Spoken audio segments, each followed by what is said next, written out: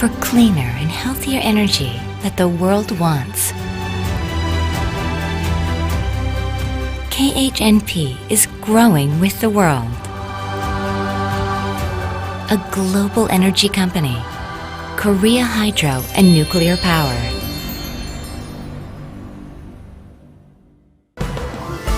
KHNP is South Korea's largest energy company.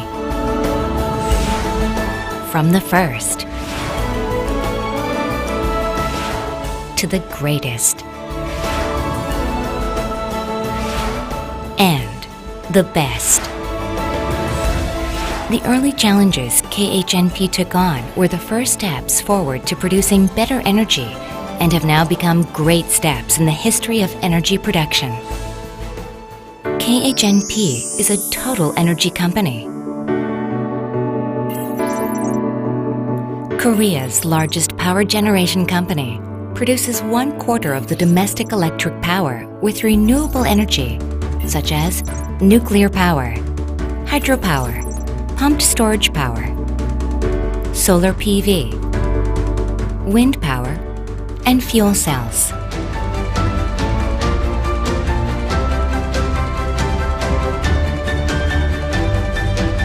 KHNP has become the foundation for South Korea's economic development, enriching our lives through stable power supply.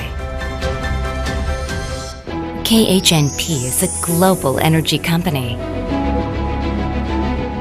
a company replete with solid corporate assets, an excellent talent pool, and global recognition. By distributing advanced technology to various points around the world in need of electricity, from power plant construction to operation solutions, KHNP is positioned to become the world's leading energy company. KHNP is the leader of the future energy industry, enriching life with eco-friendly energy. KHNP continuously invests in new and renewable energy and R&D. By achieving technological innovations through integration with the Fourth Industrial Revolution, expanding its overseas business and new energy business, KHNP is preparing for a new future.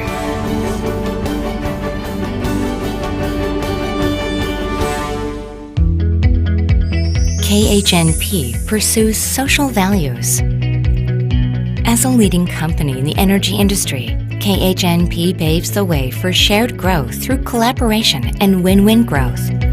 As a contributing member of the local community, KHNP actively provides generous support for and takes the initiative in developing the local economy, improving the living environment, and revitalizing the local culture. As a global energy leader, KHNP also strives to fulfill its roles and responsibilities abroad, beyond Korea.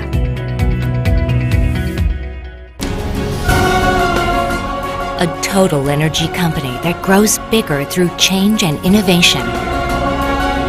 A company that constantly challenges itself for a better tomorrow.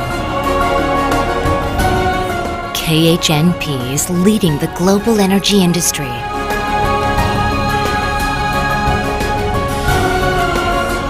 A trusted global energy leader.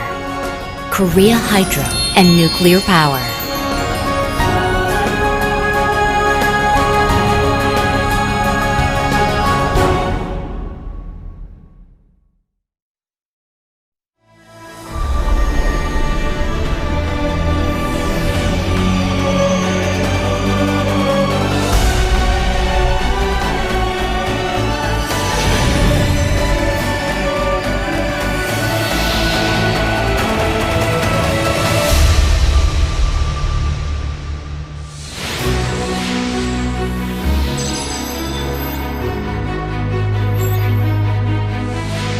Korea Hydro and Nuclear Power Company is a world-class energy company that plays a pivotal role in providing stable energy through large nuclear and hydropower plants. It is taking lead in providing green energy through nuclear power as well as new and renewable energy sources. Upon its establishment in 2001, KHNP began to actively develop its nuclear power technology and has grown to be the largest power generation company in South Korea, with 5 nuclear power sites in addition to hydro and pumped storage power plants. With its management goal of becoming a global energy leader that empowers the world, KHNP focuses on generating safe and clean electricity. High credit ratings from major credit rating agencies, including Moody's, S&P, and Fitch, prove its sound financial structure and high profitability. Over the past 40 years, the global nuclear industry has gone through a number of crises. KHNP, however, continued construction and operation of nuclear power plants with the highest priority placed on safety and kept on developing technologies and accumulating experience. Such ceaseless efforts have produced an optimized system with nuclear construction to operation.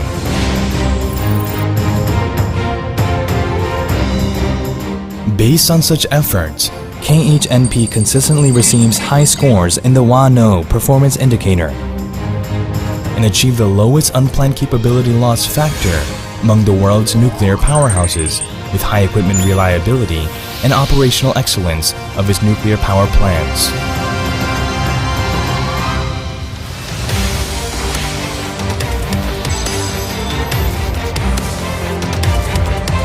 Since Korea Unit 1, KHNP has strived to achieve nuclear technology independence. Through persistent efforts, it successfully developed APR-1400, the third-generation reactor, and exported it to the United Arab Emirates, thereby demonstrating its technological excellence to the world. The advanced nuclear power plant led by KHNP includes a number of innovations. The passive auxiliary feed water system keeps the reactor cooled in case of power loss. The core catcher technology contains the molten fuel inside in emergency cases. For major safety systems, the 4-train concept is applied so that one operable train is enough to safely cool down the reactor in an emergency. Aside from the 4 emergency diesel generators, an independent source of emergency power, safety class batteries will be able to keep the plant online for at least 72 hours during a loss of power event. The design includes many reinforced safety measures intended to deal with natural disasters for operating power plants. Based on these technological enhancement and greater safety, KHNP acquired design certification from the US NRC as well as the European utility requirements. KHNP is directing all its efforts to satisfy the safety standards of the global market.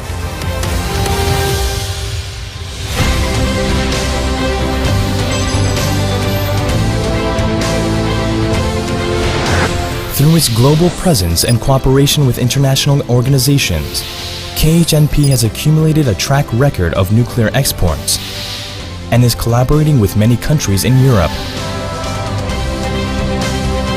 Asia, and the Americas to create various business models. Based on a solid supply chain, extensive construction experience, and skilled manpower, KHNP has established the highest level of project management capabilities and IT-based management systems, which allow the construction of quality nuclear power plants in a timely manner. Moreover, Korea's solid infrastructure for nurturing human resources allows for systematic training programs, which have enabled provision of training services to the existing and potential customers. As such, KHNP continues to go the extra mile to grow together with its global partners. Energy has great power to enrich people's lives and move the world. Technology for making that energy and underlying passion are the greatest values that KHNP upholds. A company that powers the world with cutting-edge technology. A top 3 global energy leader. KHNP is ready to be your trusted global energy partner.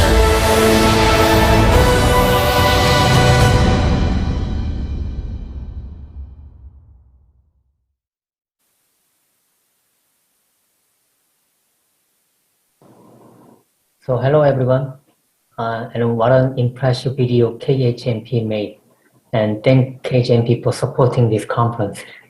And good morning, good afternoon, and good evening. This is Sung-Yul Choi from KAIST. I will chair these sessions.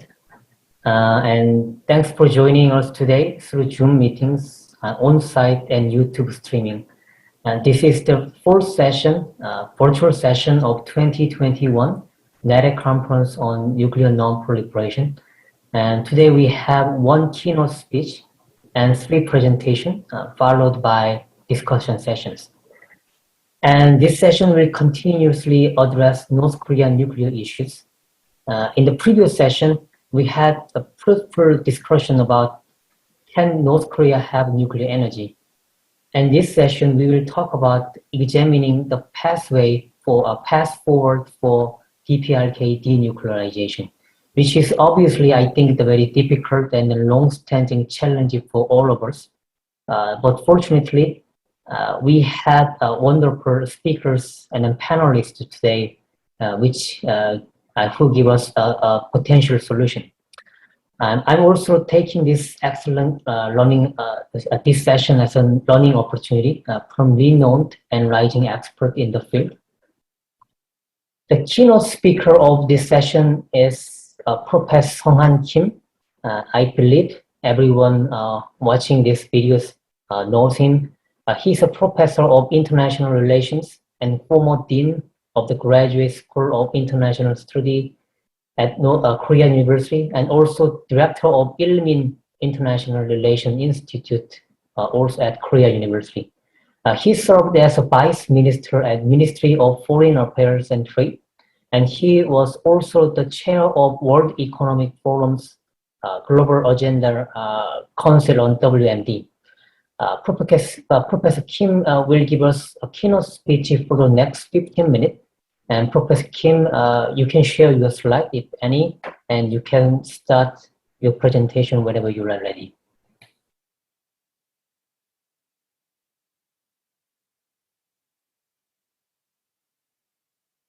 So I think we cannot hear your voice.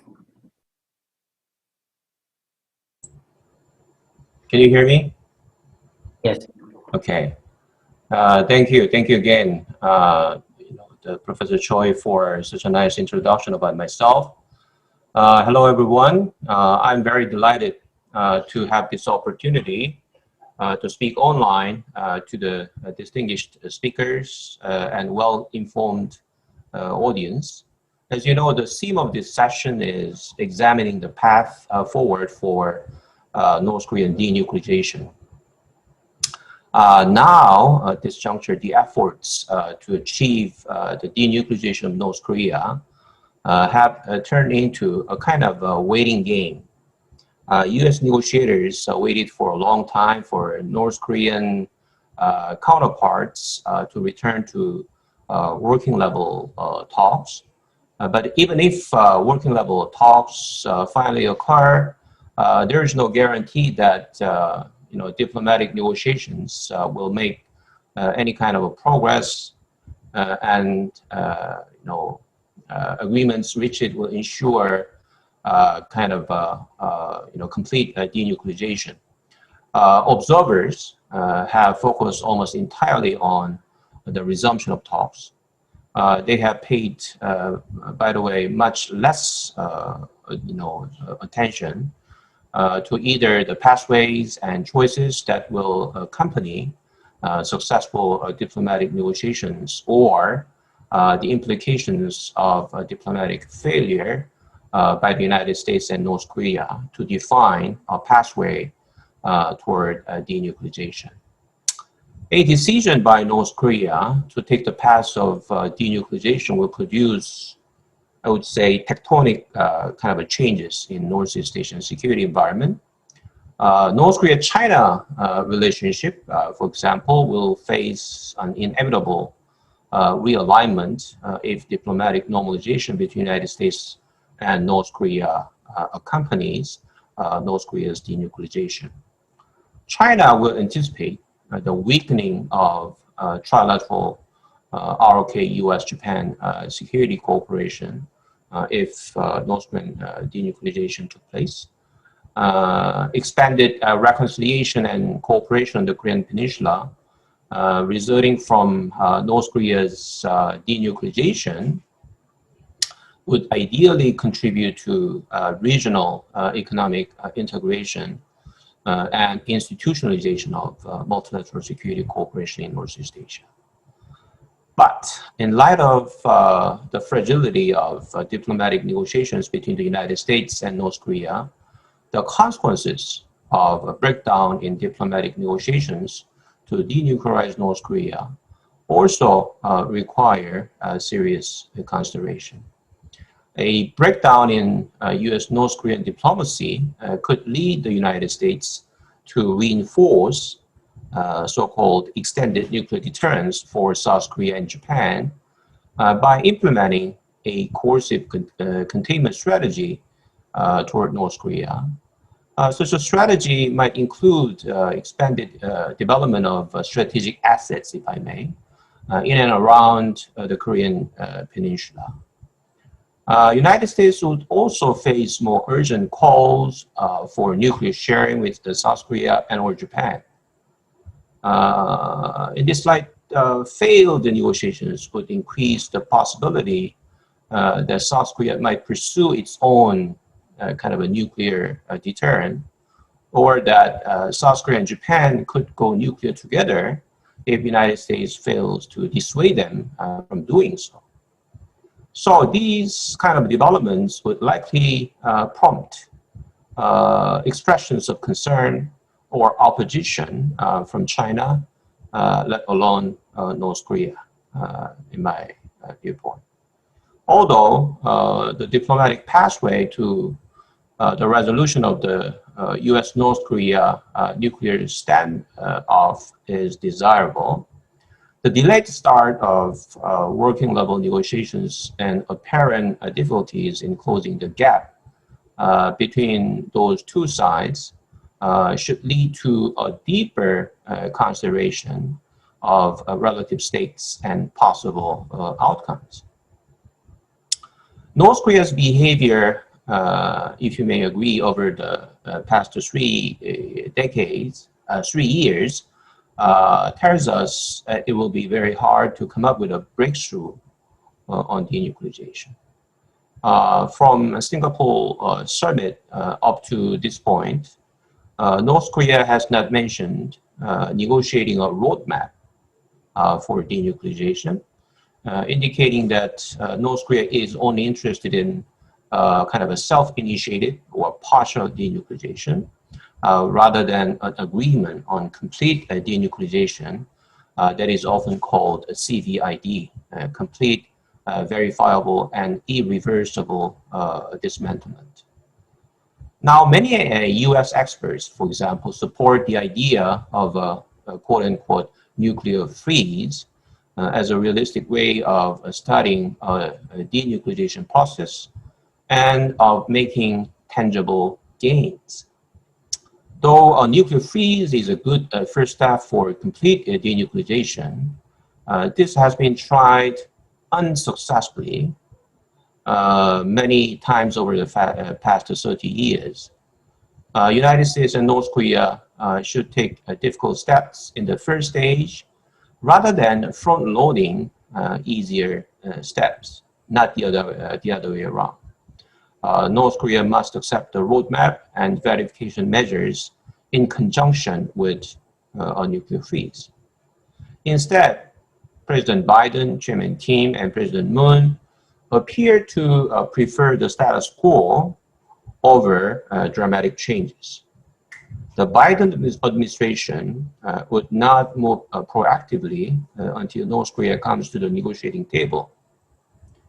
President Biden would not meet with Chairman Kim unless Kim take real measures for complete denuclearization in light of the recently held US-ROK summit press conference remarks. U.S. would not ease the UN Security Council sanctions unless North Korea shows progress toward the complete denuclearization. In addition, U.S. would deal with human rights as a strategic leverage in parallel with the nuclear problems. Nevertheless, humanitarian aid can be considered regardless of the nuclear front or negotiations. From the U.S.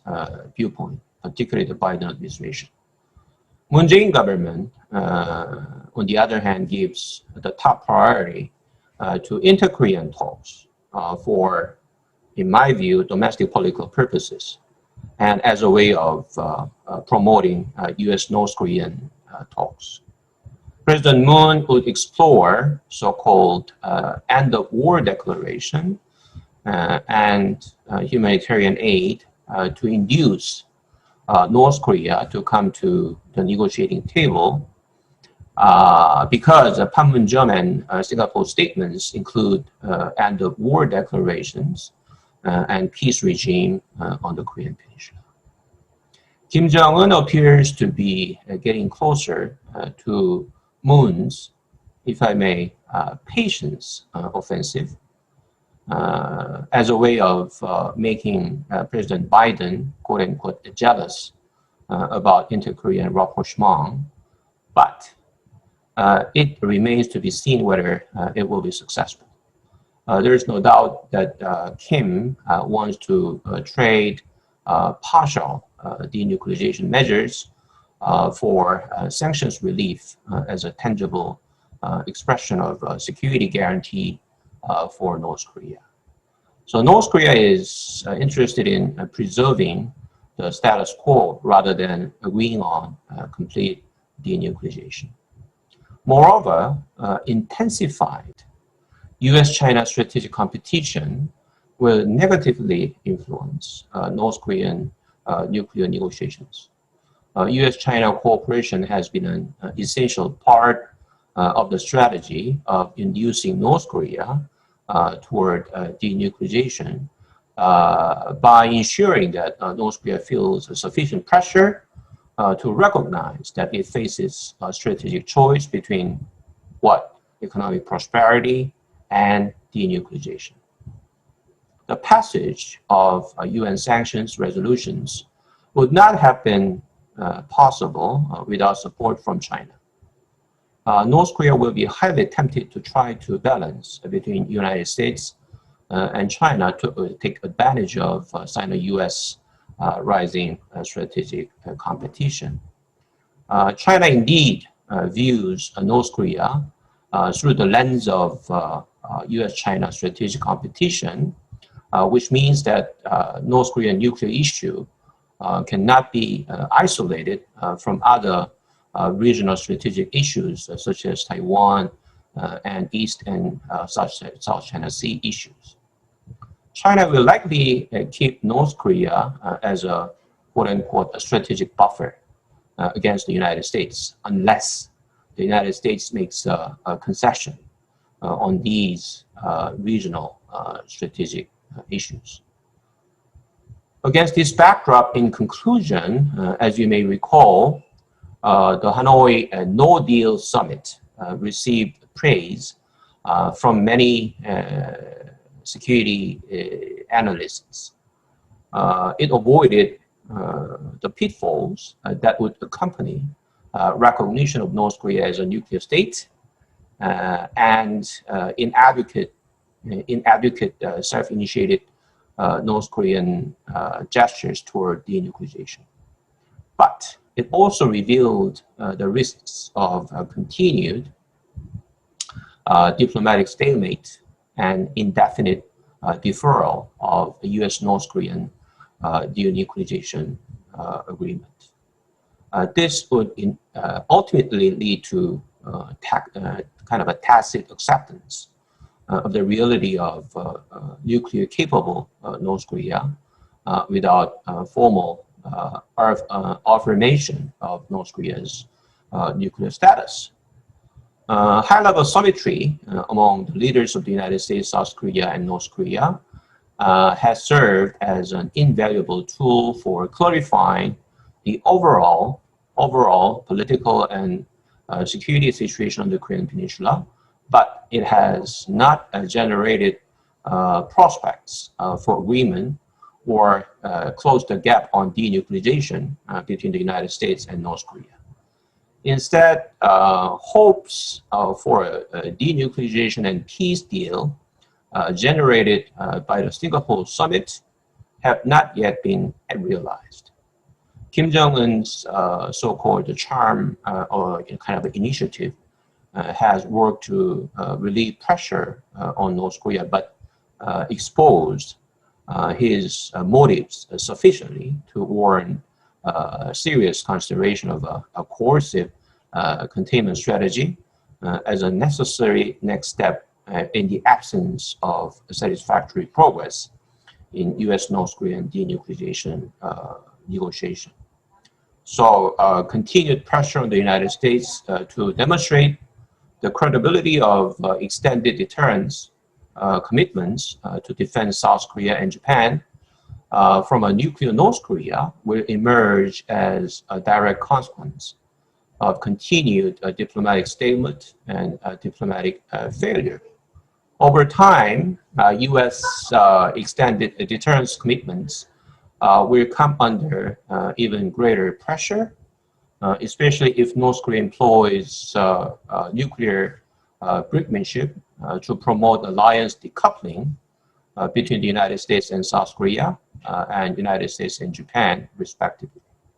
So these pressures will likely result in redoubled efforts to contain and pressure North Korea, but they may also have serious consequences for the United States' ability to uphold its extended deterrence commitments and for possible nuclear proliferation in South Korea as well as in Japan. These prospective developments raise the stakes for the U.S. ability to lead an effective approach toward North Korea that combines diplomacy and pressure, and that works for, in the near future, to induce North Korea to participate seriously in denuclearization negotiations. Thank you very much for your kind attention. Thank you. Let me stop there. Thank you, Professor Kim. I think there are many questions from the audience, but please hold your questions until we hear 3 more presentations. So we have 3 presentations followed. The next speaker is Ms. Veronica Bendencourt. She is an analyst for Open Nuclear Network and a program of One Earth Future, where she focused on the development on the Korean Peninsula, Northeast Asia, and Russia. And Veronica was a 2018 Graduate Research Fellow at NEREC. And welcome back, Veronica, and please start your presentation. Thank you so much, Professor Choi, for your kind introduction. I hope you can hear me well and see me well. I'm very glad to be here. That's a huge honor. And as you mentioned, I was a graduate from NEREC Summer Fellowship in 2019, and that started my long-lasting friendship with NEREC, which I hope will only continue and grow. With that, let me jump right to my presentation. I want to start sharing my screen. Just give me a second to do that.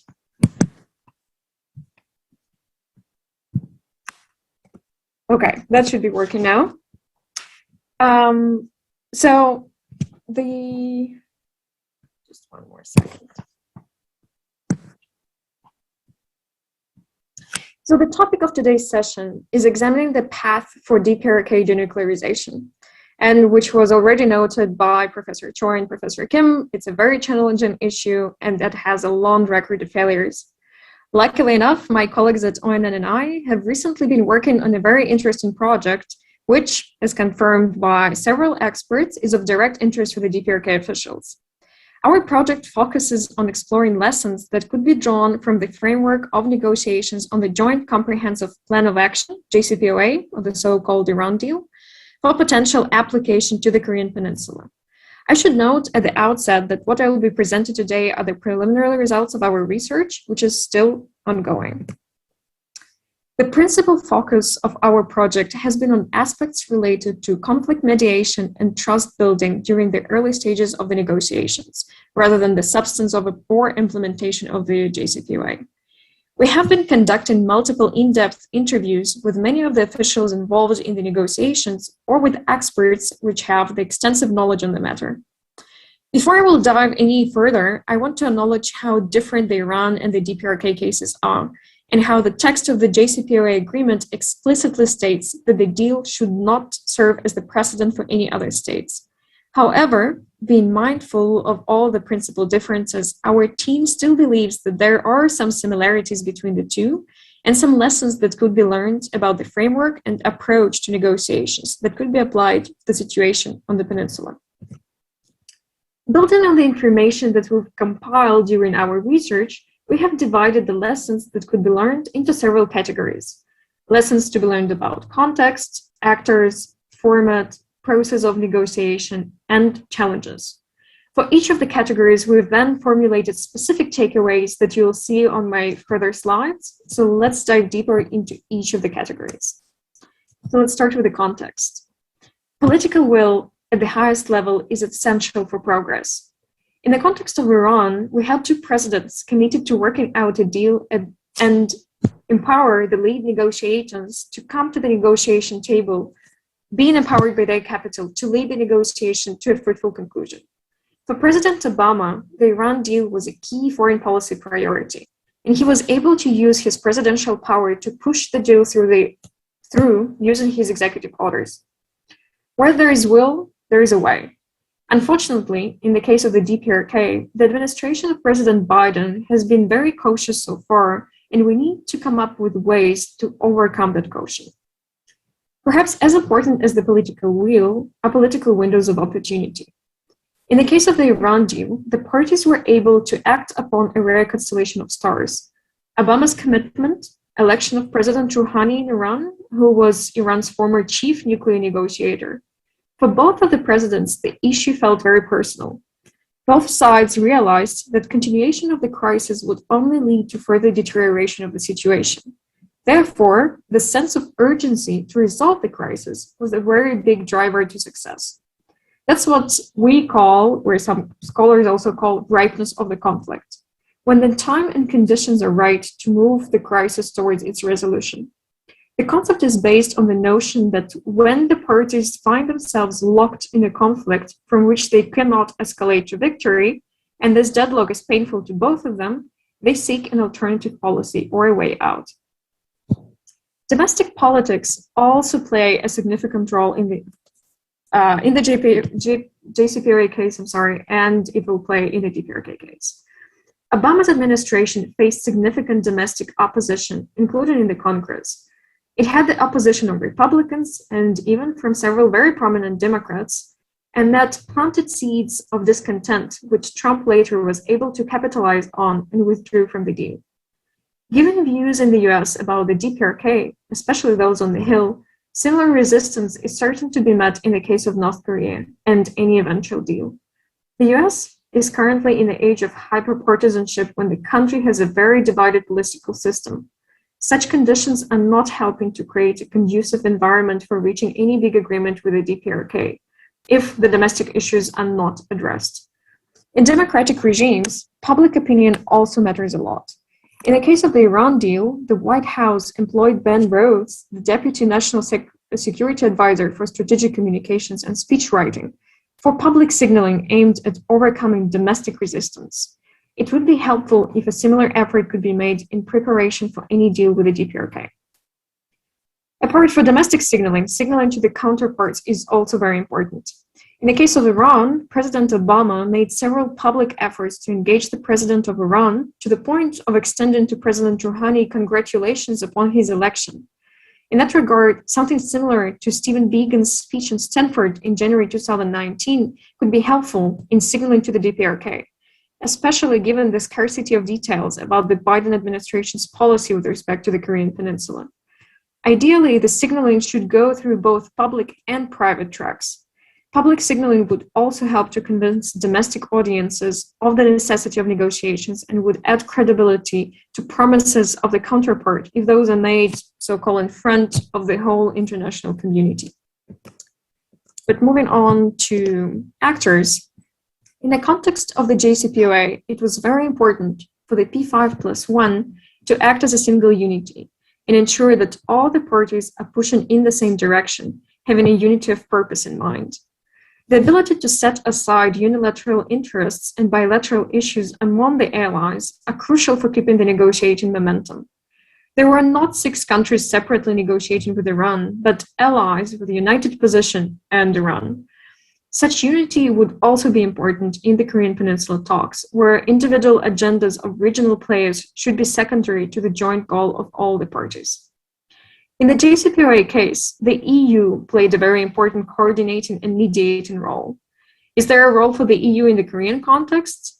Well, distinguishable from Iran, given the EU's role in the early 2000s, when they were trying to broker a deal between Iran, France, Germany, and the UK, there are no similar history with the DPRK. But it doesn't mean there is not a role for the EU. Establishing diplomatic relations and opening embassies could be very helpful. But it's important to think broader than that. Apart from the EU's role, a major breakthrough in the Iran deal process happened after secret negotiations in Oman. In the DPRK case, this role could be filled by, for example, one of the Nordic countries, say Finland and Norway, or one of the closer regional states such as Vietnam or Mongolia.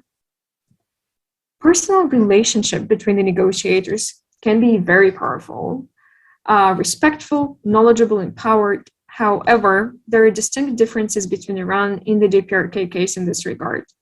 In the case of Iran, the negotiators were very well knew each other, and many of the Iranian experts have lived or studied abroad in the US or in the UK. That is not the case with the DPRK interlocutors. There is a great value in building such relationship through repeated interactions at the working level, even if that trust building takes time. In the Peninsula issue, China and Russia are likely to play a special role, much as they did in the case of negotiation of the JCPOA, offering a sense of having Iran's or DPRK's back, while staying committed to the goal of the negotiations. China and Russia also played a crucial role in ensuring implementation of the deal and offering their technical services, both during negotiations, coming up with innovative technical solutions, and during the implementation phase. In the case, when we move to the lessons learned about the format, in the case of Iran, the catalyst for the key negotiations was bilateral, while the implementation was happening at the multilateral level. The JCPOA demonstrated the value of securing Security Council's buy-in. The deal kept going even in spite of US withdrawal. The DPRK had signaled multiple times that they are only interested in talking directly with the US.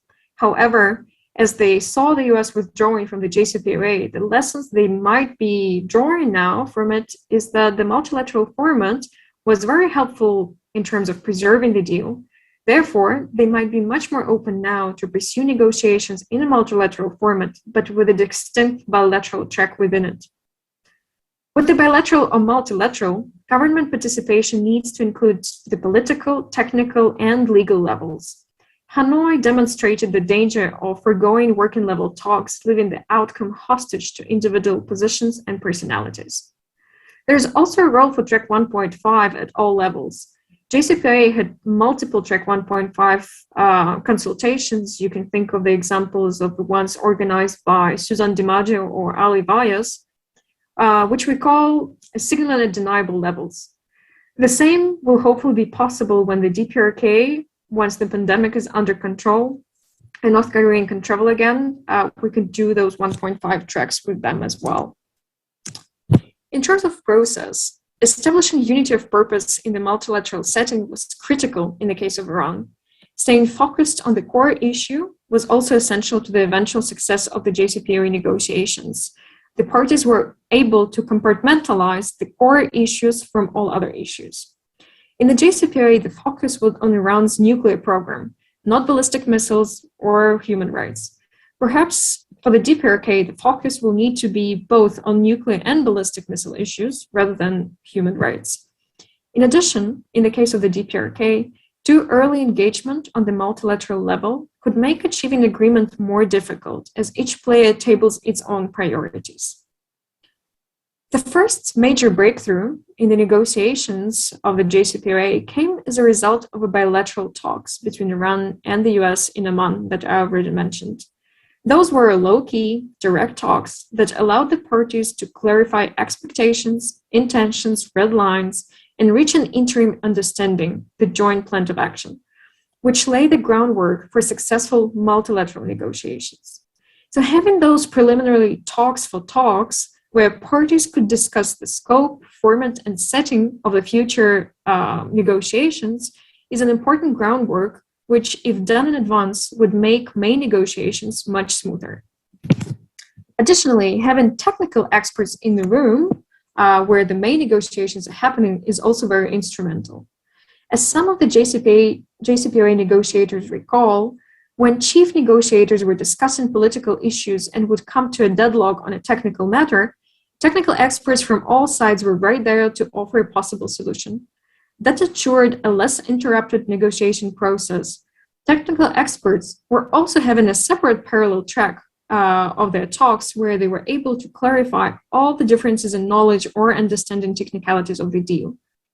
DPRK's knowledge, including the terminologies they use and taking into account the non-existent level of cooperation with the IAEA, could be quite different from what, for example, the US is used to.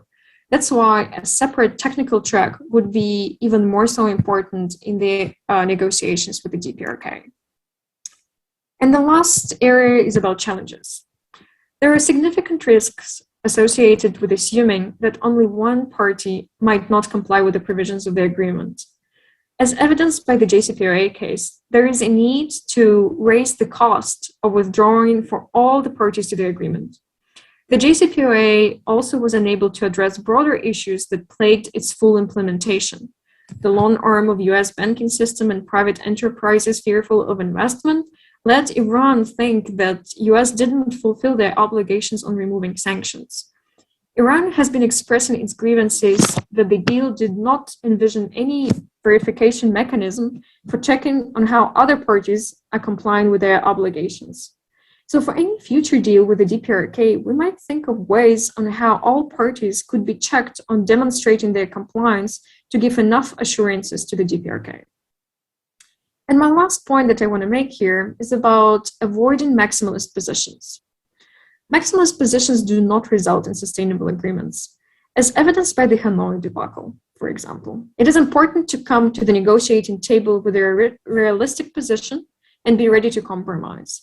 One of the breakthroughs of the JCPOA case was when Obama's administration decided to forgo its hard zero enrichment stance. As saying goes, you do not negotiate with your friends, you negotiate with adversaries.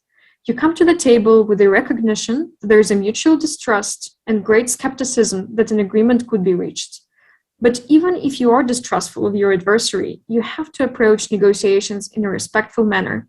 You have to demonstrate that you are taking what your adversary says seriously and that you are prepared to explore the new ways. Successful negotiators seek to clarify and recognize from the outset where there are simply differences that cannot be bridged versus the differences that have potential for reconciliation, and to explore the areas where there is convergence of interests, even when the overall interests between the parties diverge so significantly. So I want to close out my presentation with a rather trivial piece of wisdom, but I believe it's always important to remind ourselves that any agreement that results in clear winners, all losers is not a sustainable agreement. With that, I want to thank you once again, and I'm looking forward to the discussion and presentation by other speakers. Thank you so much. Thank you, Veronica, for excellent presentation. Our next speaker is Su Jung. She is the Polish Fellow at Asia Pacific Leadership Network, APLN, for Nuclear Non-Proliferation and Disarmament. And she was a co-editor-in-chief of the Yonsei Journal of International Treaty. And Sujong participating in 2020 NEREC Summer Fellows programs. Welcome back, Sue, and please start your presentation. Thank you so much, Professor Choi, for the kind introduction. First and foremost, I wanted to express my gratitude to Professor Lim and Ms. Yuna Choi, who I both met at last year's KAIST NEREC Summer Fellows Program, for inviting me to speak at this year's online conference. I think my short but meaningful experiences last year and this year as an APLN Policy Fellow participant truly highlights the value of the program in connecting with diverse groups of people in the field of nuclear non-proliferation.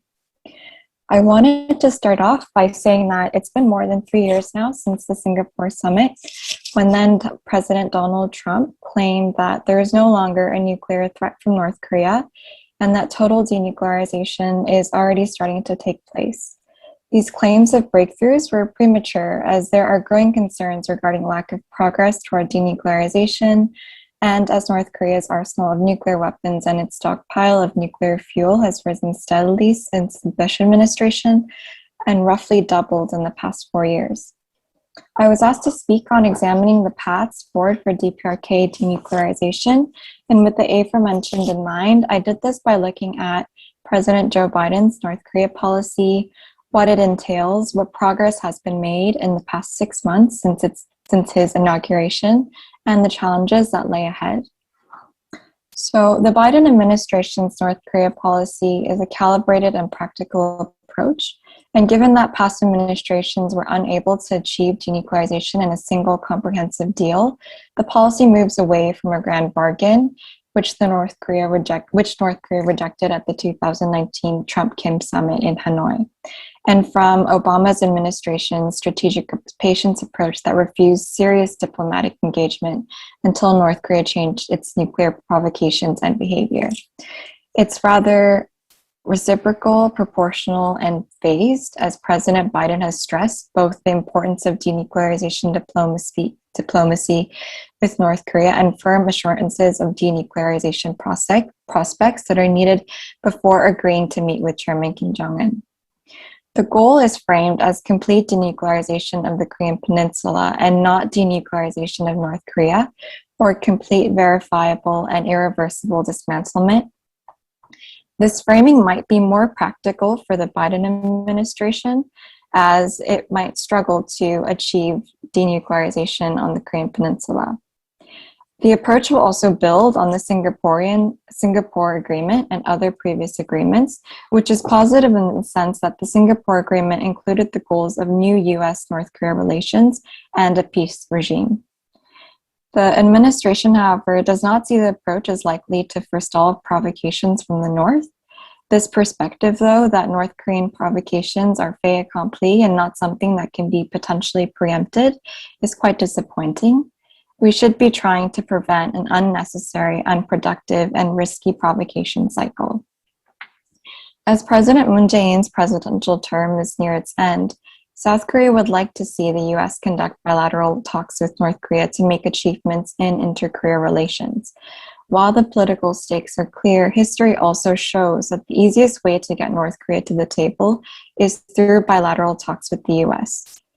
The approach intends to maintain sanctions pressure while the process plays out, but the U.S. is prepared to offer relief for particular steps.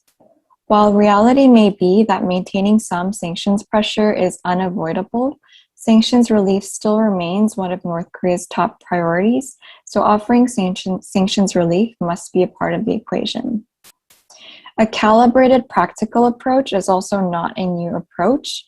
This is the exact measured and realistic approach that was used by the Clinton, Bush, and even Obama administrations, at least in their first terms, for many years.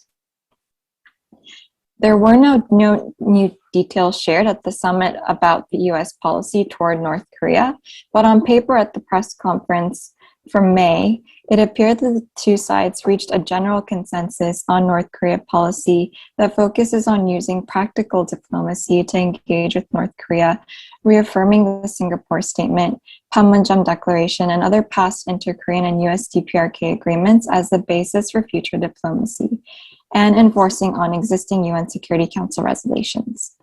resolutions.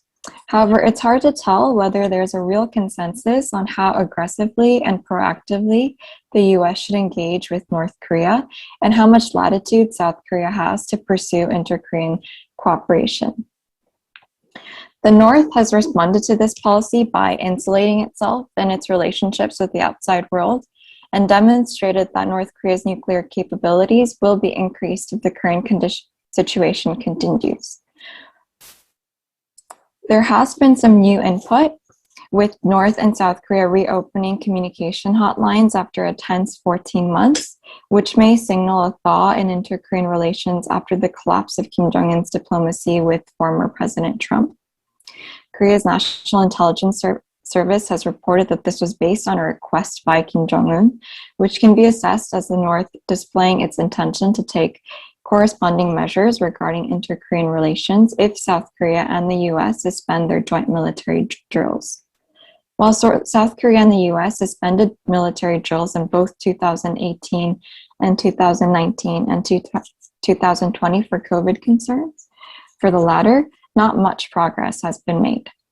However, the restoring of communications line is quite significant because hotlines are set up to mitigate and prevent accidental military clashes and unintended conflict escalation. It should be integrated in nuclear negotiation discussions with the DPRK to depoliticize and stabilize communication lines. And it's also part of an effort to restore communications between the two Koreas to facilitate greater exchange and cooperation.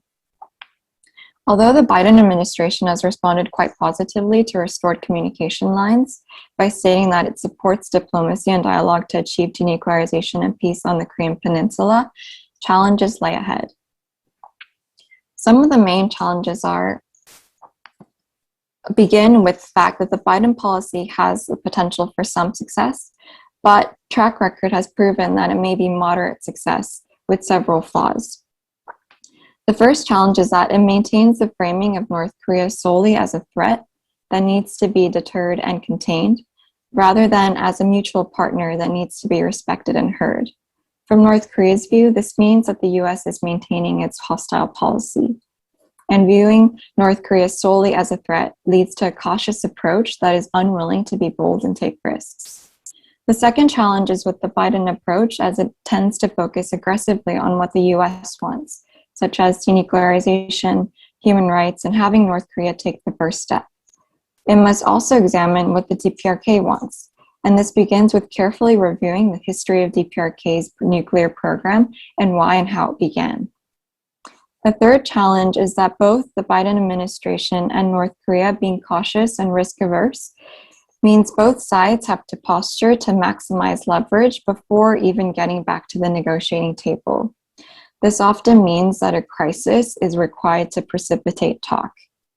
We saw this with the nuclear crisis that preceded the agreed framework, North Korea's withdrawal from the Nonproliferation Treaty that led to the six-party talks, the Cheonan sinking and the Yeonpyeong-do shelling that precipitated the Leap Day deal, and the fire and fury testing period that led to the Singapore Agreement.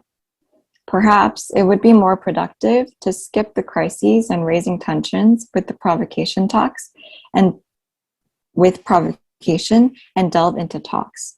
However, even talks might be difficult as there are many unknowns, to say the least, especially with the complicating factor of the pandemic. Little is known about the spread of the coronavirus in North Korea, which may make the option for in-person meetings very limited. The US and South Korea appear to be generally on the same page, however, when it comes to the North Korea policy. Both sides want to engage with North Korea in a calibrated and practical fashion, pursue complete denuclearization of the Korean Peninsula, continue with the goals of the Singapore Agreement, and maintain pressure on North Korea while also considering ways to provide sanctions relief, especially as President Moon prepares to leave office. This may require more creative diplomacy to strengthen relations between the two Koreas and South Korea and the US. And a key component of greater diplomacy would depend on how quickly and proactively the US and North Korea will offer conciliatory gestures to resume negotiations. So with that, I would like to end my portion. Thank you, Sue, for insightful talk. And our next speaker is He Pan. He is a PhD candidate in Fudan University, China. And then he was a 2018 Graduate Research Fellow at KAIST NEREC program. Welcome back, He Pan. Please start your talk.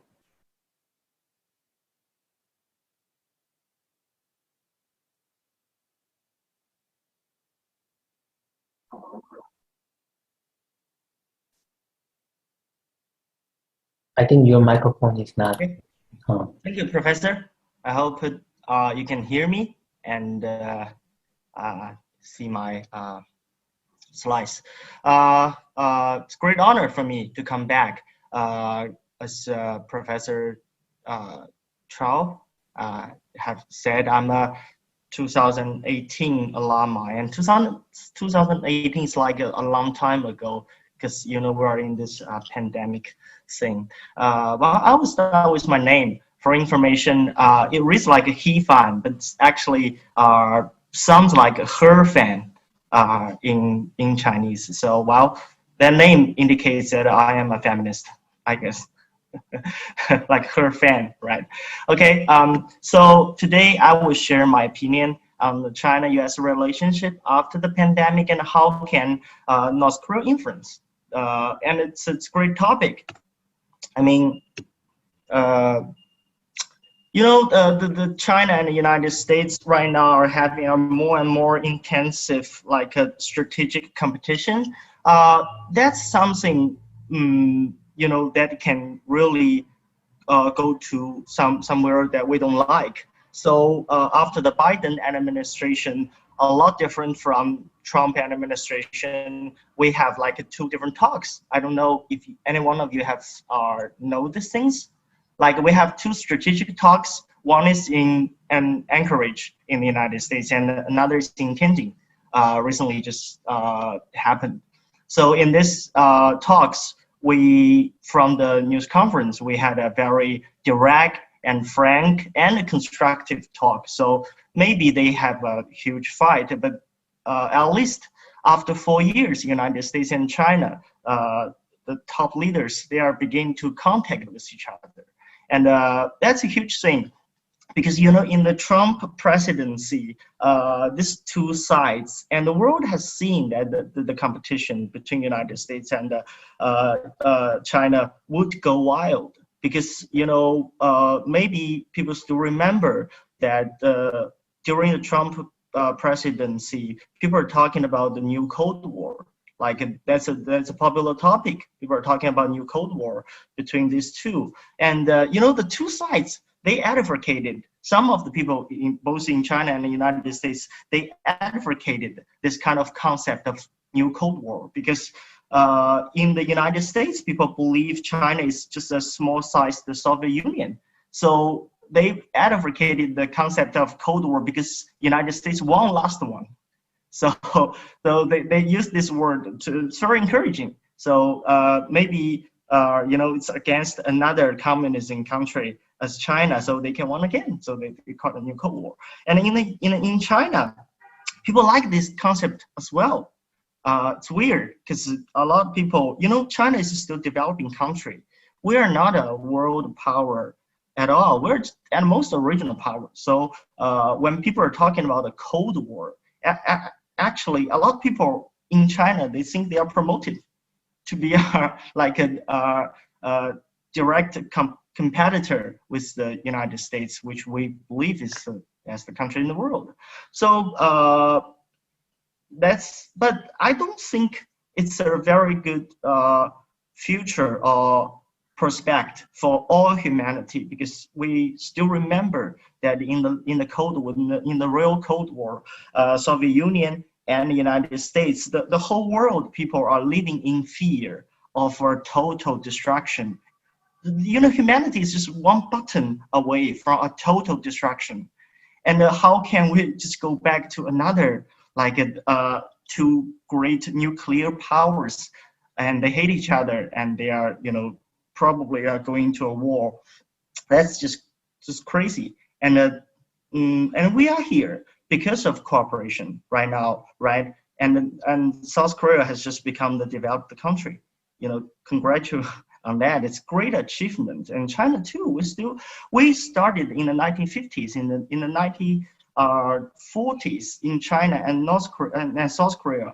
We are very stricken by poverty, but right now we are doing fine. So because cooperation, but this cooperation, this globalization right now, we see the problems because the globalizations this time, it benefited someone.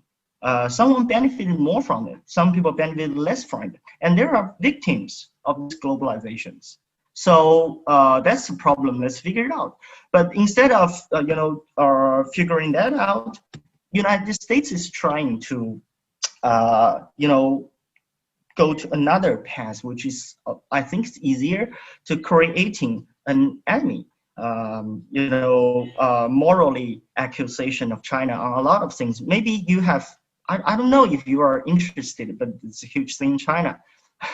Like the Xinjiang accusation, the genocide and forced labor, stuff like that, and Hong Kong.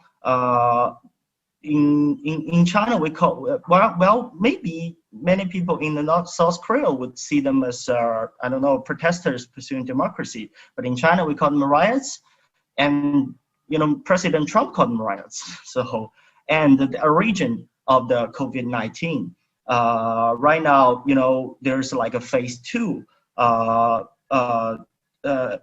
investigation of the origin of COVID-19, but China has refused it. So, well, there's a lot of accusations from China, from United States, on China. I don't know any of you have actually interested in this stuff, but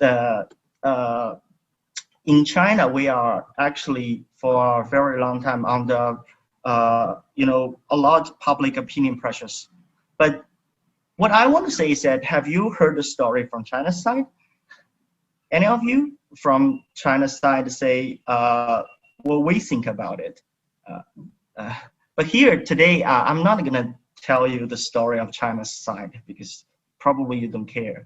I will just share a story that what I find amazed. It's like this Time magazine in 2016 when Donald Trump has just become the president. It has got a cover, and it said the president. Have you ever noticed that this magazine? It's called Donald Trump, President of the Divided States of America. Say the Donald Trump is not the president of the United States of America, but the president of the divided States of America. So I think we have right now, the whole world have right now in position that it's not the United States that is divided. Actually, the whole world is pretty much divided, right? And why the whole world is pretty much divided? Personally, I believe there's something we should keep that in mind. Have any of you knows an app called TikTok, right? Everyone is doing TikTok right now, and like several months ago, when my friends strongly recommend me to do some TikTok thing, see some video clips about everything. I told my friend, and I say, I'm an intellectual. I'm a PhD candidate. I'm so much better than that. Okay, I wouldn't go that far. But my friend just keeps persuade talk me to use the TikTok, and then I use it. And that night, I didn't sleep until 3 o'clock in the morning. I haven't been happier, using any apps. It gives me a lot of pleasure. And, when I was browsing the TikTok, I can see, I don't know what you can see on the TikTok, but what I can see is sports videos. I can see some political news. I can see a lot of stuff, and I'm very happy. Until one day, I was talking with one of my colleagues, and he's talking to me while browsing the TikTok, and I just have a peek, and I realized that his TikTok is all about girls. Like one video clips girl, another video clips girl. It's like trophy, slimy, like a exotic and blonde and everything. And every video clips on his cell phone is beautiful girls. So I was totally perplexed. I said, no way, we're all doing TikTok, but why your TikTok is different from mine, right? Everyone, you probably have understand why. That's because, you know, TikTok is trying to picture you, to give you a portrait, like what you like, what your preference, what you want to see, and then it will give you feedback. That's the reason, long time, if you just focus on some certain themes, it will feedback you some certain themes, and you will be surrounded by something you like if you like beautiful girls, you'll be surrounded by beautiful girls. That's how, you know, cell phone has changed everything. Cell phone has changed the way we get information. Cell phone has changed the way how we select the information, because we will ignore the information we don't like, and we will, you know, spend more time on the information that we actually prefers, right? So that's actually, it's a great metaphor. See how the world is divided, because everything you see and everything I see is a lot different. You know, we are all doing on the TikTok thing, and there's another app. It's a news app. It's actually from TikTok. It's a news app in China. It's quite popular. And then I download this news app. It's like Flipboard in the United States. So I download this app, and I began to see the news it pushes to me, and I realized that he defines me as a male, as like a mature young male. So it pushes me notifications, information, not beautiful girls, but a lot like you know, curiosity stuff. You know what I'm talking about? Like alien stuff, like a pyramid, like a prehistorical culture, prehistorical civilization, something like that. And we love that. You know, curiosity is one of the weaknesses of the humanity. So I keep reading all those informations, and it feeds back me more information on that. You know, how would that affect everyone? So, for example, if you are doing this thing and see some alien stuff and all the information, true or false, fake news, everything, and well, but it's curiosity. It fulfills your curiosity, and every stuff you see told you have aliens. And one day, if you and I had a talk, a casual talk, I said, no, there's no aliens. It's all made up. You dumbass. It's all made up. And if you are like doing these things, you know, all the feedbacks, all the information you see on your cell phone told you that there are aliens, what would your reaction to me if I said casually there's no aliens? You would get pissed off. You would be very angry. You would say you are so limited. Have you ever seen the information I see? Have you ever seen the information that I read every day? Right? So, you know, opinion didn't comes out of nowhere. Opinion comes the accumulation of information every day we see. But because of the internet, because we can choose the information we see, actually sometimes, or for most times, you think you're seeing the world through the internet, but mostly you're just seeing your preference. You're just seeing your prejudice. You're just strengthening your ideas. So you would get very, you know, extremist. And it happened in the United States. It happened in China. In the internet, the nationalism source, you know, everything. So that's why we are in a divided world. So here, I'm not going to say anything about China's side of the story, Hong Kong, Xinjiang, the origin of COVID-19. I'm not, but I ask you, or you know, I beg you to have more critical thinking, to think about information that you might not like, to think about information that the internet or the powerful people, they might try to hide from you. And what, you know, makes me perplexed is that, you know, on the domestic news of United States and of, you know, United Kingdom, everything, if it's the domestic news, people would see or identify there are fake news, like Donald Trump has every day said it's fake news. But you know, on internet affairs, especially on China, people just take it. People just take it. They because they don't know about China, and they wouldn't, you know, have some wonders if it's fake news, right? But it's fake news everywhere. It's fake news on BBC about the domestic information in the United States.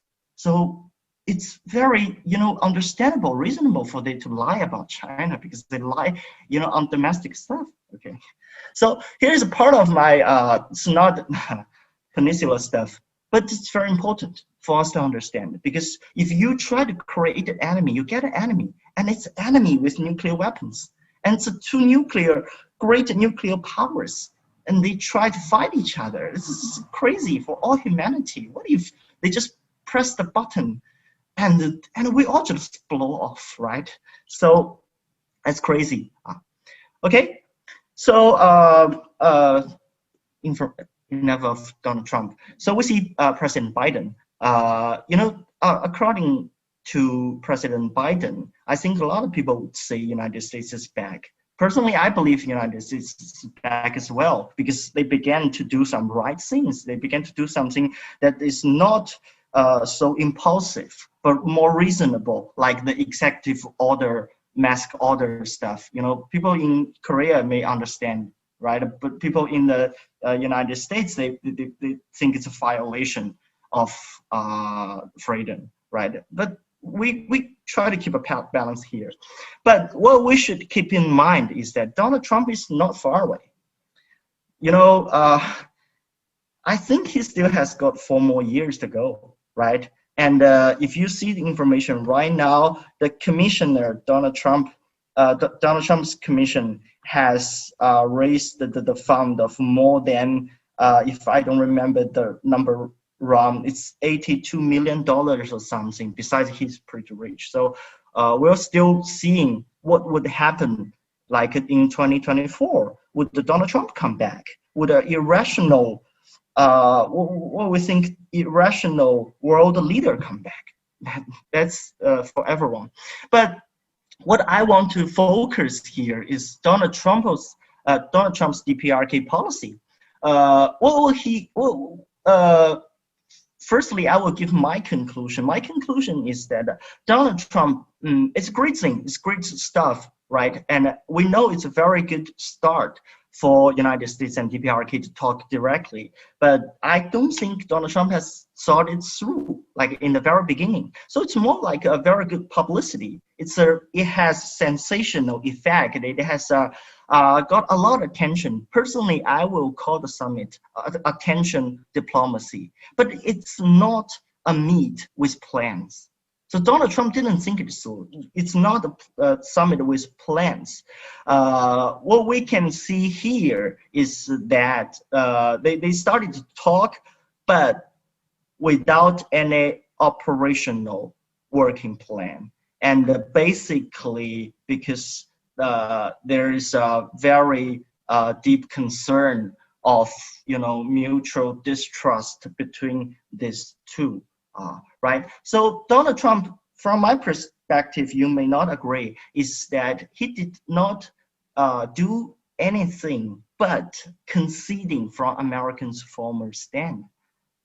That's what Donald Trump has done, right? And personally, he himself, because he didn't think it through, so Donald Trump was blowing hot and cold at the same time. From one time, it's maximum pressure, military threat, and for another time, it's like direct talk and a contact. But there is one thing, is that United States and Donald Trump, they didn't have the resolution. They are not basically determined to try to solve peninsula problem or the North Korea nuclear problem. Why? Because it takes compromise. It takes concessions.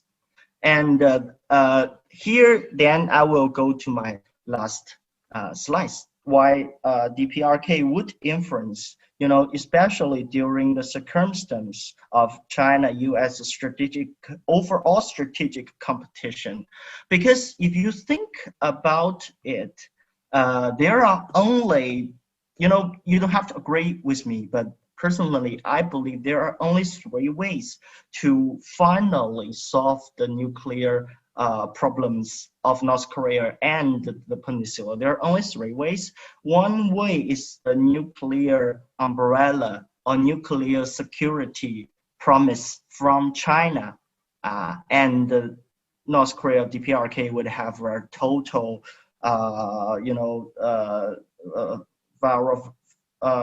irreversible denuclearization, right? And the second path or possible option is a nuclearized peninsula that South Korea would also have nuclear weapons, maybe not created by the MOM, but the United States would, put nuclear weapons in the peninsula, so it has a balance. And what I believe that could happen, maybe you don't have to agree with me still, is the third option, that United States might in the future in some time have a very, strong and abrupt U-turn of nuclear, North Korea nuclear diplomacy. That is, United States might at some point in the future recognize a nuclearized North Korea and try to deal with a nuclearized North Korea. And North Korea might in some way, abandon China or leave China and getting closer to the United States during the circumstance of the overall competition. Because if you think it's just, imaginary or crazy idea, but you think about how the China's nuclear problem was solved in the 1960s, when in the 1960s, in China has nuclear weapons and the world was, scared and feared, and how they solved the problem. They solved the problem by President Nixon of the United States to come to China like without any expectation, out of everyone's expectation. Nixon come to China, to a communism country. They don't have a diplomatic relationship, but they still shake hands. And then we have China here. So if there's a possibility in the future that North Korea will be ready to getting closer to the United States. And because of the overall competition, China-US relationship, will one American president finally get the resolution to be the next Nixon to go to North Korea and have a diplomatic relationship and get North Korea everything they wanted, and they could become friends. So there are only 3 ways for me to think how the nuclear problems could be solved in the peninsula.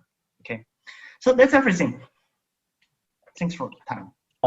Thank you, Horfan, for enthusiastic presentations. Now I think we needed to move on for the next session, for the discussion session. Now we invite an excellent expert, Mr. Anton Kokolov.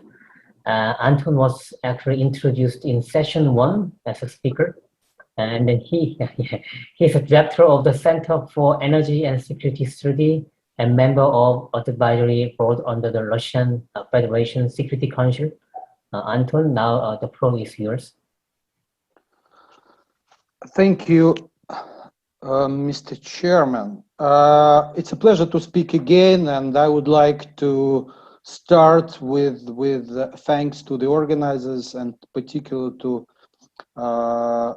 Monsoon, who run this excellent program, NEREC Summit Fellowship, for years, because I am personally work with one of the graduate of this program, Vladislav Chernovskih, joined us about a year ago, and I enjoy my work with the graduate of NEREC program a lot. So Mansoon, thank you so much for the excellent job you are doing.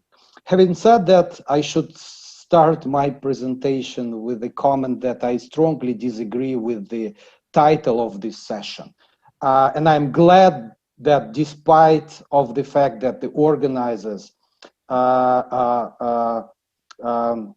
were trying to provoke the speakers, no single speaker, no single graduate of NEREC program follow this provocation, and all three of them spoke on denuclearization of the Korean Peninsula, but not the DPRK. Because if we will narrow down the goal of the dialogue on the region on denuclearization of the DPRK, there is no chance for progress. First, and second, it will mean that we depart from the Singapore joint statement, from the joint declarations in Panmunjom and Pyongyang. And I think it will not be a good start for a new cycle of the dialogue. So the only chance to try to reach a progress on the peninsula to put the nuclear issue in a broader context of the security in the region and speak on the peninsula as a whole.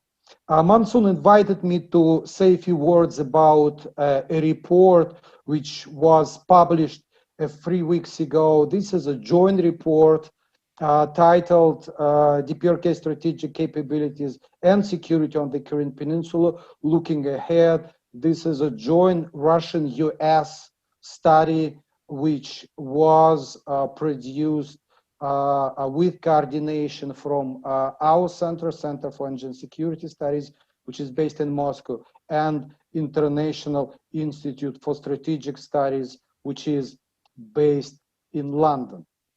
And we spent about 3 years to prepare a joint Russian estimate what was the motivation of DPRK nuclear and missile program, what their current nuclear and missile capability, and what it actually means for the diplomacy in the region.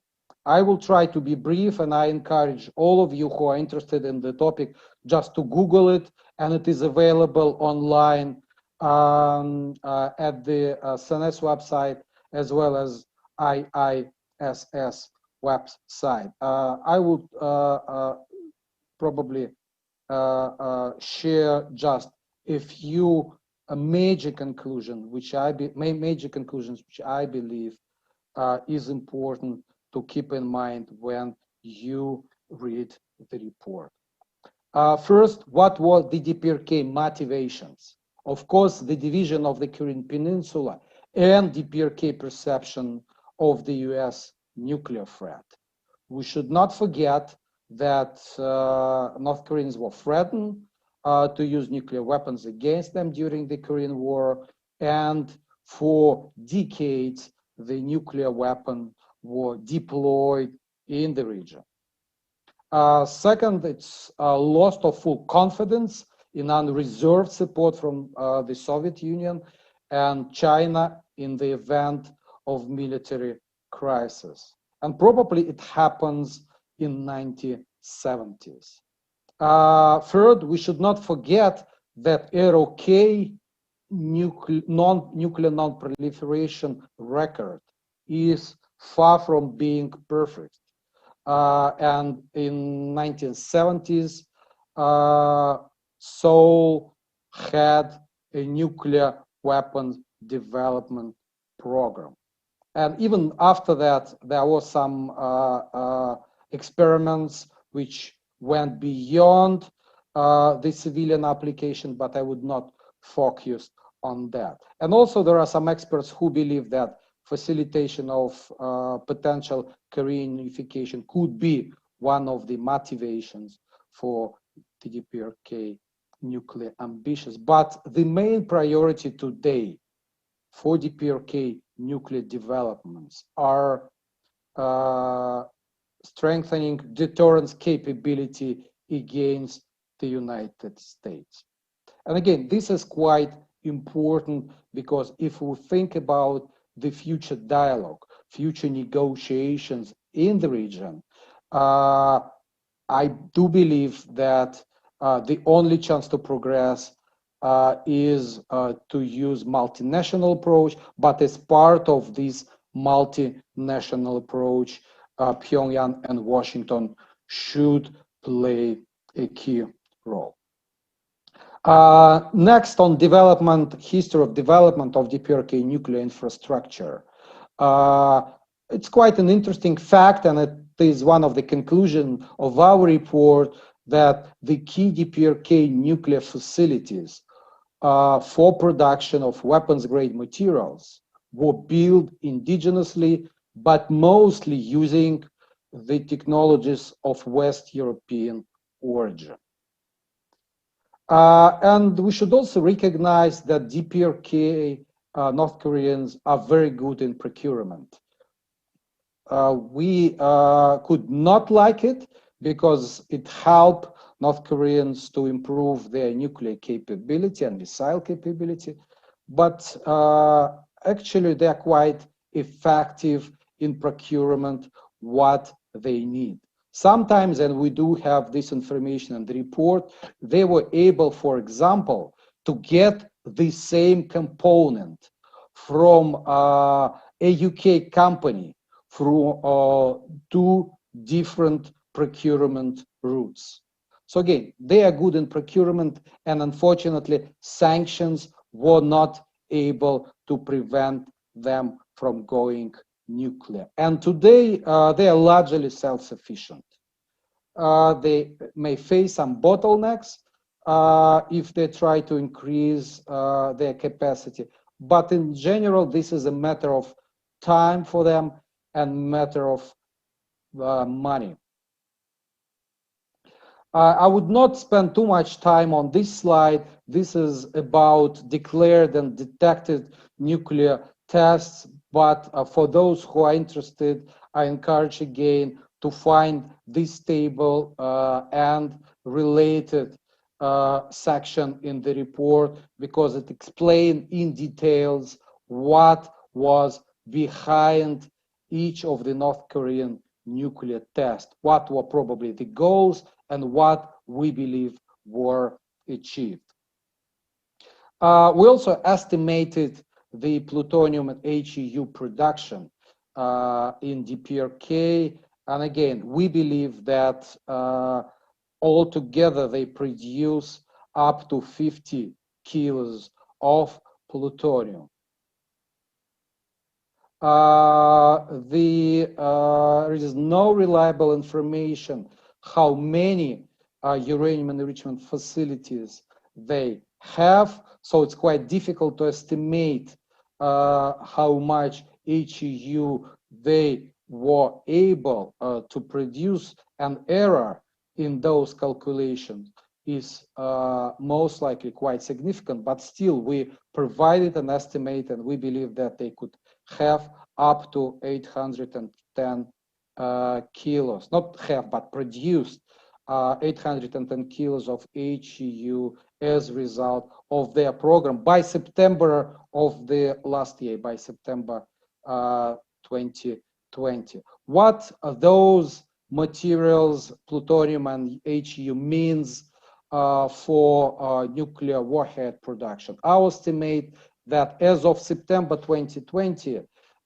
they most likely have enough material to produce up to 47 nuclear warheads. And also our estimate, based on the information available, they could produce enough weapon-grade materials to assemble up to 5 nuclear warheads per year, which means that if last September they quite likely were able to assemble up to 47 nuclear warheads, today they have roughly material roughly for 50 nuclear devices. And also an important conclusion of this study that they are capable to deliver their nuclear warheads by aircraft, short or medium range missiles,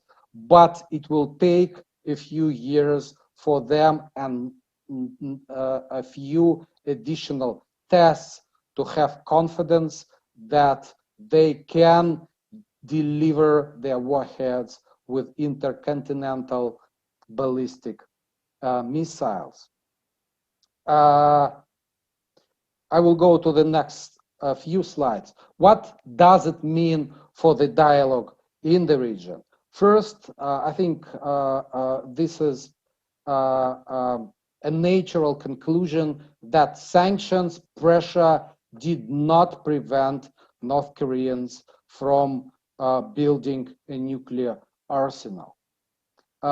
Next, and here I would be in a disagreement with some of the speakers during that session. I do believe that diplomacy during 2018 and 2019 produced tangible results. Unfortunately, we were not able, or the parties involved were not able to achieve the goals of the negotiations as they started or as they were fought about. But there are some tangible results. For example, a moratorium on nuclear tests and long-range missiles prevent North Koreans from improving their capability. And as I mentioned, one of our conclusions, if North Koreans would like to use ICBMs for delivery of the nuclear warheads they produce, they do need additional missile tests and nuclear tests because they have to miniaturize further their nuclear warheads. Probably a couple of final points on this slide, and I will go to the final one. Unfortunately, the Hanoi summit resulted in a failure. And my reading of that failure, that the US delegation asked for too much in Hanoi because of Bolton, first of all, because I spoke with people in both delegations before and after, and my impression before the summit was that DPRK and US delegations were quite close in their approaches. Unfortunately, as we know nowadays from John Bolton memoirs, he stepped in and the summit resulted in a failure. But my understanding that North Korean and US delegation discussed possibility of complete dismantle of all facilities at Yonbyon, which is huge. I mean, there are different estimates, 300 to 400 of buildings at this facility. And our estimate that as of September 2020, up to 80% of weapon grade materials, nuclear materials, were produced in North Korea at the Yonbyon. It's not all, but up to 80%, a lot. What are the potential steps? And this is the focus of our current session. First of all, rapid denuclearization of the peninsula is not a realistic possibility. We should keep the goal of the denuclearization of the peninsula on the table, but we should define it as a long-term goal. We should try to identify realistic goals for mid or short-term future. And as I mentioned, I do believe that developments in 2018, 2019 demonstrated that the progress towards denuclearization of the peninsula is possible. The central principle of moving forward is that parties must adopt a step-by-step and reciprocal approach, and some colleagues already mentioned it today. Reciprocity is critically important, and I think lack of reciprocity was one of the problem during the previous cycle of the dialogue. And also Singapore joint statement contain an important concept. Mutual confidence building can promote a denuclearization of the Korean Peninsula, and we should think about that. I would not go in further details with regard to the GCPO experience, whether it could be applied on the Korean Peninsula. Veronica made an excellent presentation on that. I just would like to mention that in our communications with experts in Pyongyang, they refer to that experience on a number of occasions. And I think this is a good sign, because the recent years demonstrated that sustainability of a nuclear treaties, nuclear agreements is a challenge, and multinational approach provide better sustainability for any future deal in the region. So I will stop here, and those who are interested in further details of a joint CNS IISS study, please visit our or IISS website and download a copy for you. Thank you. Thank you, Anton, for your excellent presentations and discussions. Now we will have a Q&A session. We have a limited time, about 10 minutes. Any questions for the speakers?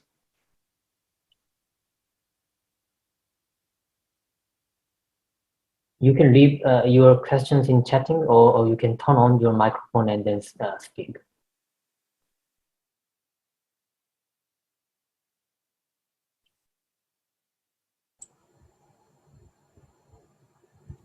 Actually, we have some questions from the chatting room. Right? Okay. So we have two questions.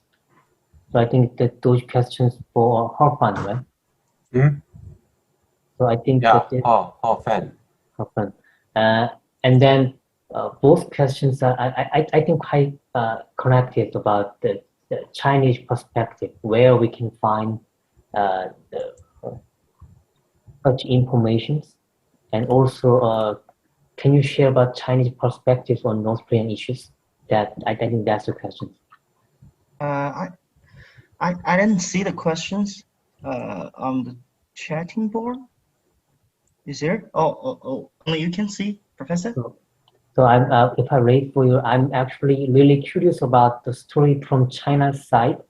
It would be wonderful if you can share it with us. That's the first one. And then second one is internet search often brings up Western-centric and biased articles. Do you have any recommendation for reading about Chinese perspective?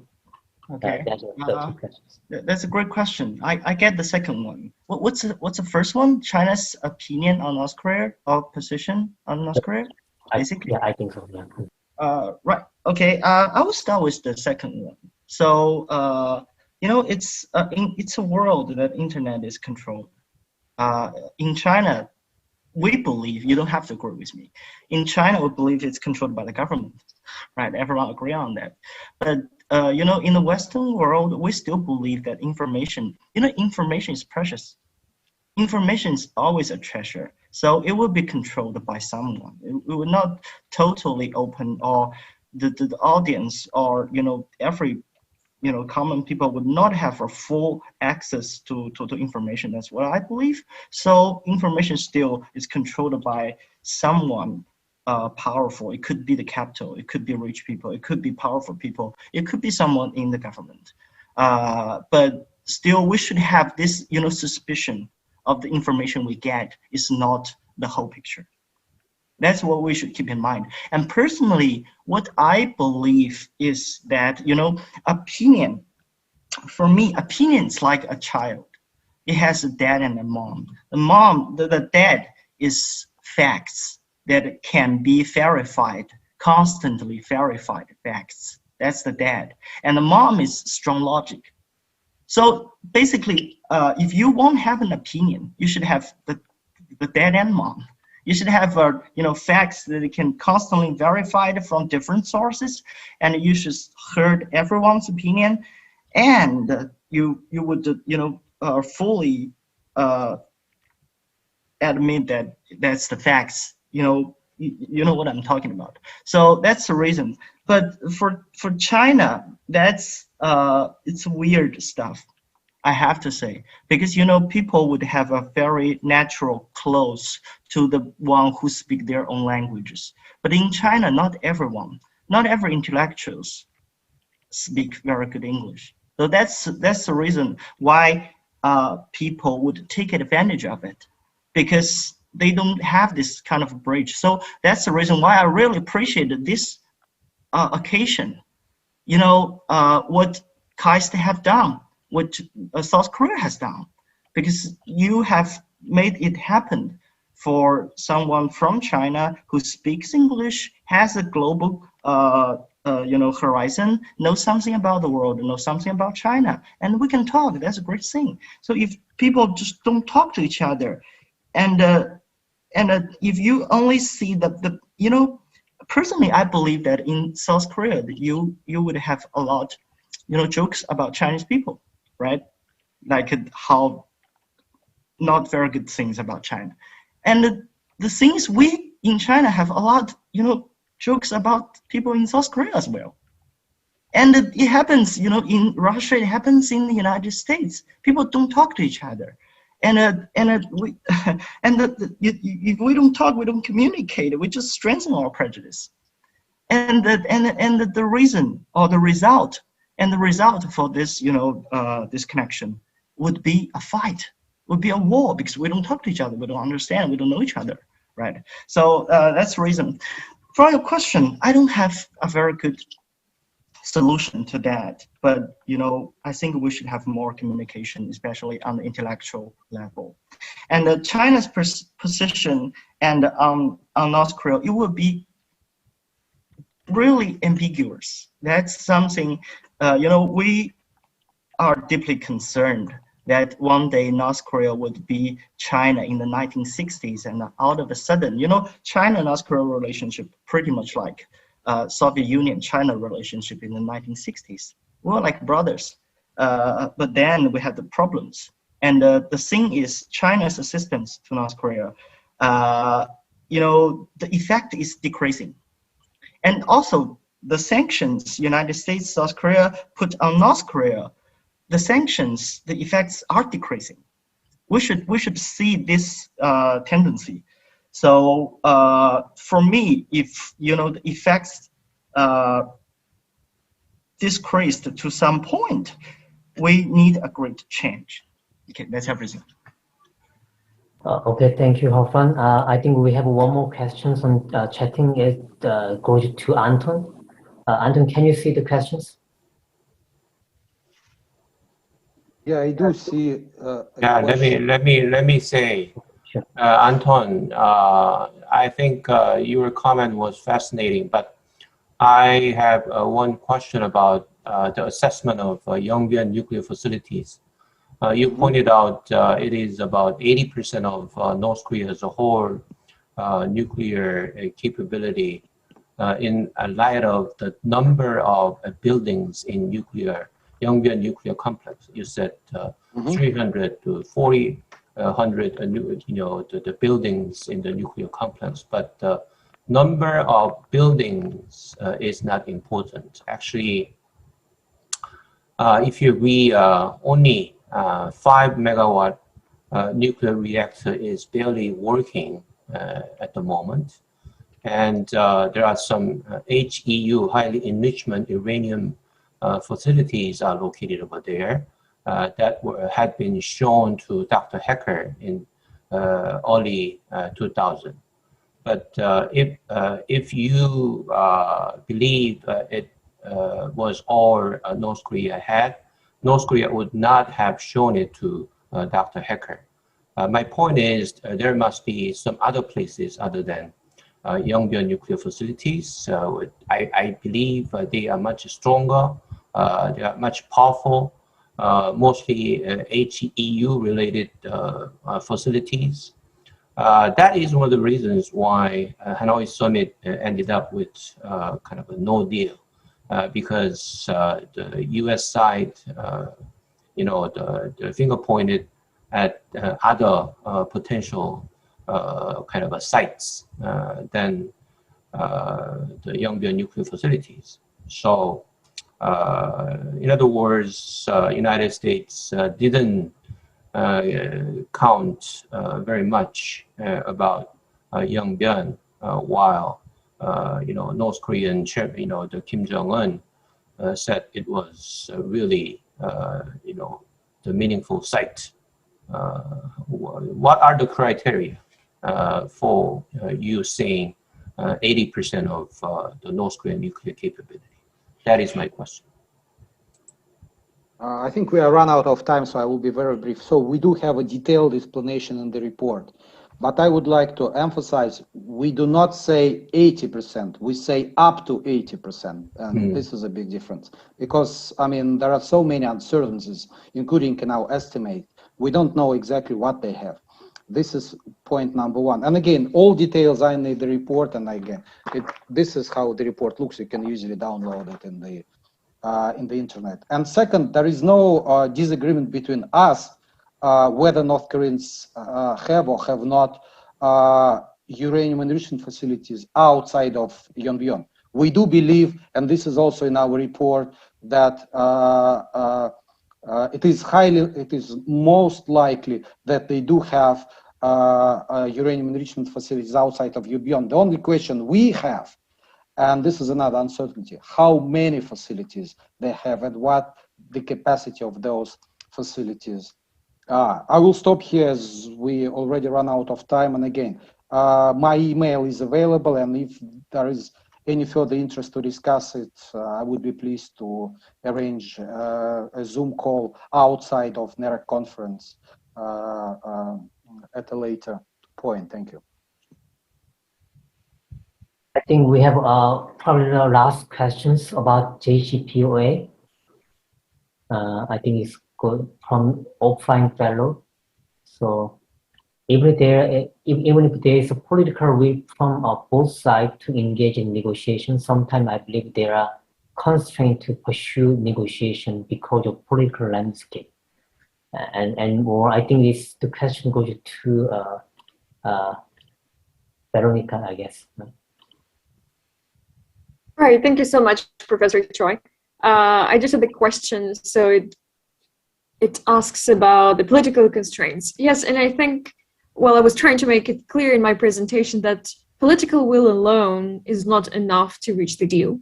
What I call the lucky constellation of stars, that's, I guess, another way of saying, yes, there should be a conducive political landscape to make sure the deal is possible and negotiations are possible. And I can see there are other questions popping in the chat. So I think I'll leave it with that. But I think, well, the question pointed it correctly, that political will alone is not enough. I just shared the internet link to download a laptop from by Anton. I think this is the correct one, right? So since we are already over time, and then now in Korea is over 10:30 p.m., I think it's time to go to bed. All right, this was a great session because of your participation. I would like to thank speakers for their excellent talks and thank all audience for joining us today. Good night for all in Korea, and then have a good day for those who start a new day. Thank you very much. Thank you. Thank you. Bye. Thank you. Bye. Excellent. Bye-bye.